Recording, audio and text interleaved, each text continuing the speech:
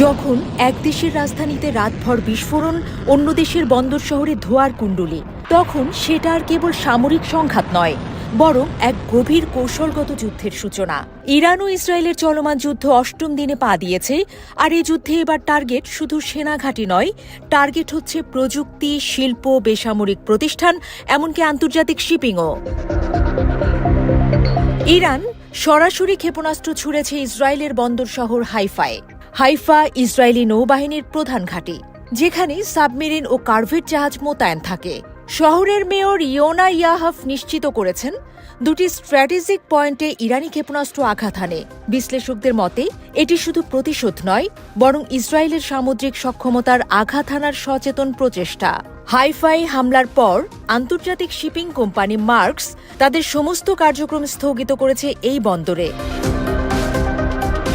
শুধু হাইফা নয়, ইসরায়েলি বাহিনীর দাবি, শুক্রবার দিন শেষে 25 বা 37টি মিসাইল ব্যারেজ দিয়ে ইসরায়েল লক্ষ্য করে হামলা চালিয়েছে ইরান। বেশিরভাগই আটকাতে পারলেও কিছু আঘাত এনেছে ইসরায়েলে।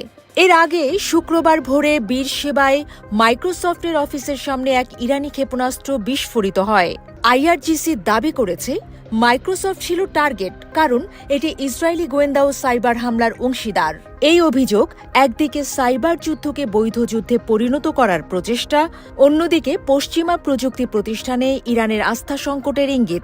সেই মিসাইলে ক্লাস্টার ওয়ারহেড ব্যবহারের আলামত মিলেছে বলে অভিযোগ তুলেছে ইসরায়েল। শুক্রবার রাতে ইসরায়েল 60টির বেশি যুদ্ধবিমান ব্যবহার করে প্রায় 120টি বোমা ফেলেছে ইরানে, যার বেশিরভাগ ছিল রাজধানী তেহরানে। প্রধান টার্গেট ছিল SPND, organisation of defence innovation and research. ইসরায়েলের দাবি, এটি ইরানের গোপন পরমাণু কর্মসূচির মূল ঘাঁটি। রয়টার্স জানাচ্ছে, এই হামলায় একজন গুরুত্বপূর্ণ ইরানি পরমাণু বিজ্ঞানীর মৃত্যু হয়েছে, যা যুদ্ধের মাত্রা আরও বাড়িয়ে দিচ্ছে। এই যুদ্ধের বিশেষ দিক হল টার্গেট নির্বাচন। ইসরায়েল এবার ইরানে প্রতীকী শক্তি এবং গবেষণা কেন্দ্রগুলোর উপর আঘাত হানছে, যার মধ্যে রয়েছে কার্বন ফাইবার প্ল্যান্ট এবং রকেট কাস্টিং ফ্যাক্টরি। অন্যদিকে ইরান ইসরায়েলি সামরিক বেস ছাড়িয়ে এখন বেসামরিক প্রযুক্তি হাব এবং বন্দর অঞ্চলে আঘাত করছে, যেখানে মার্কিন সহযোগিতা বা চুক্তির সম্ভাবনা থাকে। এটি স্পষ্ট, উভয় পক্ষই যুদ্ধের ভৌগোলিক বিস্তার ছাড়িয়ে অর্থনৈতিক ও প্রযুক্তিগত যুদ্ধক্ষেত্র তৈরি করছে।